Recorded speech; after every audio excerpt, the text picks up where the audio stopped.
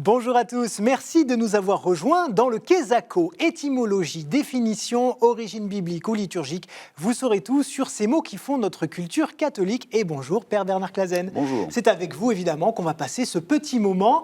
Et aujourd'hui, exceptionnellement, c'est une locution qu'on va découvrir, liturgie des heures. Voilà, ça peut paraître assez commun et facile pour vous tous, mais vous allez voir que monsieur et madame tout le monde dans la rue, c'est pas si évident. Regardez.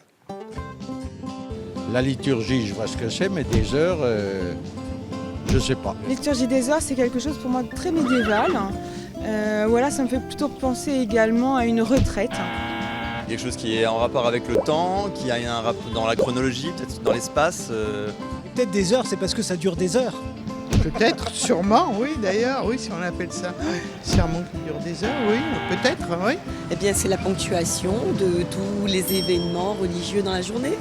C'est la prière en fonction des heures de la journée, peut-être, voilà, avec les différentes cloches qui sonnent, les différentes prières de la journée. Et ben voilà, on voit que certains ont de vieux souvenirs de catéchisme ou de dimanche à la messe, parce qu'ils ne sont pas si à côté de la plaque que ça. Alors, Père Clasen, je vous donne la parole. Qu'est-ce que c'est que cette liturgie des heures ? En effet, quelques-uns ont tapé pas trop loin. Ça sonne les différentes heures de la vie monastique. Et la liturgie des heures, les prêtres, par exemple, la célèbrent, ce qu'on appelle le bréviaire.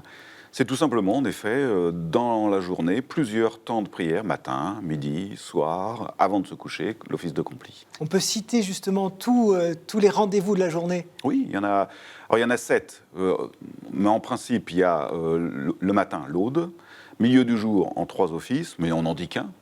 Ensuite, il y a vêpres, c'est-à-dire le soir. Il y a compli avant d'aller dormir. Puis, il faut en rajouter un, qui est l'office des lectures, qu'on appelle aussi matine, qu'on case quand on veut. Moi, c'est plutôt le matin. Alors, ce qu'on peut se demander quand même, Père, c'est le bénéfice de toutes ces prières. Parce que finalement, aujourd'hui, ils sont très peu à prier aussi souvent dans la journée. Ça ne fait pas d'eux, d'ailleurs, de moins bons chrétiens. Hein. Mais je veux dire, c'est quoi ce bénéfice de prier tout au long de la journée ? En fait, nous sommes fabriqués, nous autres les humains, avec nos heures de la quotidienneté. On se couche le soir, on se lève le matin, on mange, parfois 3 fois par jour chez les plus chanceux. Comme on est organisé, notre nature humaine est structurée par le temps de la journée, eh bien ce temps-là, qui est notre ordinaire, il faut le sanctifier. Et donc c'est tout simplement ça. On vient habiller, on vient revêtir les moments de la journée qui structurent ordinairement notre existence. C'est-à-dire que la prière vient nous habiter dans l'ordinaire de l'existence. Bon, et ce que vous nous dites aussi, c'est que c'est pas grave si on ne prie qu'une fois ou deux dans la journée. Non, c'est pas grave. Le principal, c'est de prier. Oui. Merci beaucoup, Père Clasen, pour ces explications. Et bien voilà, on vient de lever un nouveau voile sur un mystère linguistique. Et merci à vous de nous avoir suivis. On était très heureux de vous accueillir. Très belle semaine. À bientôt sur KTO. Ciao.